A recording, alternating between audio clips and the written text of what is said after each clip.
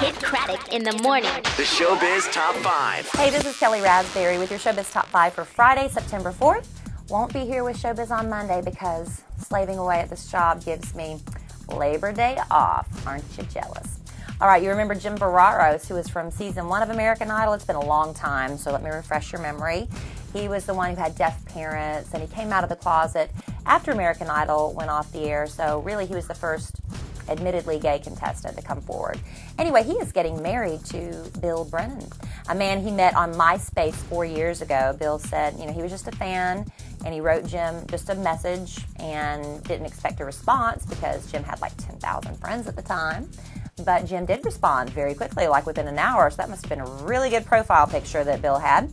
Anyway, they are going to have a commitment ceremony instead of a wedding in Illinois because gay marriage still is not legal there.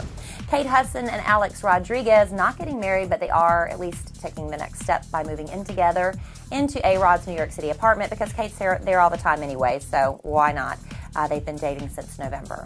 The city of New York's fined a tattoo parlor where Rihanna was photographed given, some customers tattoos a few months ago.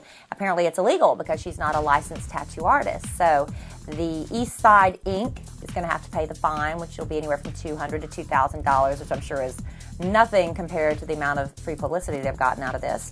Now, the day after DJ AM was laid to rest in a small private burial, they had a big memorial service at the Palladium in Hollywood. It was more like a 12-step program where people were asked to get up and speak about their experiences, and everybody's asked to keep what was said anonymous, just like you would in an AA meeting or whatever. And among those who showed up included his former fiancée, Nicole Richie, who is very close to delivering her second child with Joel Madden. Lindsay Lohan and Samantha Ronson were there together, as well as Robert Downey Jr., John Mayer, Tom Arnold, Dr. Drew was there, and Eric Dane and Rebecca Gayheart, who are making their first public appearance since that naughty homemade movie they made surfaced about a week ago.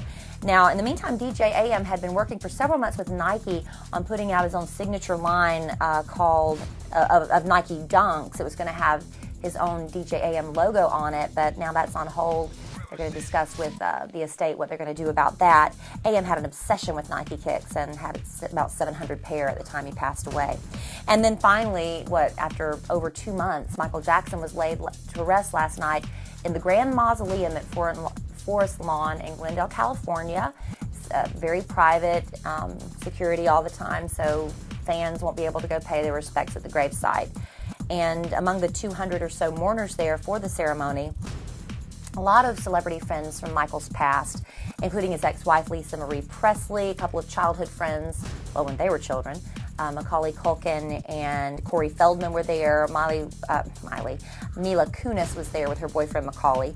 Chris Tucker was there. He and Michael were very close. Quincy Jones, the Reverend Al Sharpton, and Fabio. I don't know any connection Fabio had to Michael Jackson, but apparently he did. There was a prayer by Pastor Lucius Smith. Gladys Knight sang a gospel song, and then Clifton Davis performed a song he had written for the Jackson 5 called Never Can Say Goodbye. And believe it or not, Joe Jackson got up and said a few words. The family's still allowing him to speak, even after all that mess Michael said about him to the press.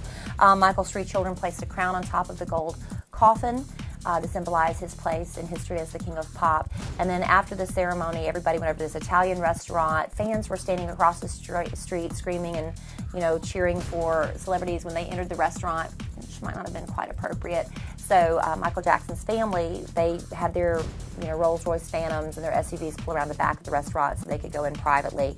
And just finally able to put this to rest. And of course, there's more Michael Jackson memorial concerts and tributes and things like that that'll be coming out in the near future, but at least his body has been put to rest. And that is your Showbiz Top 5.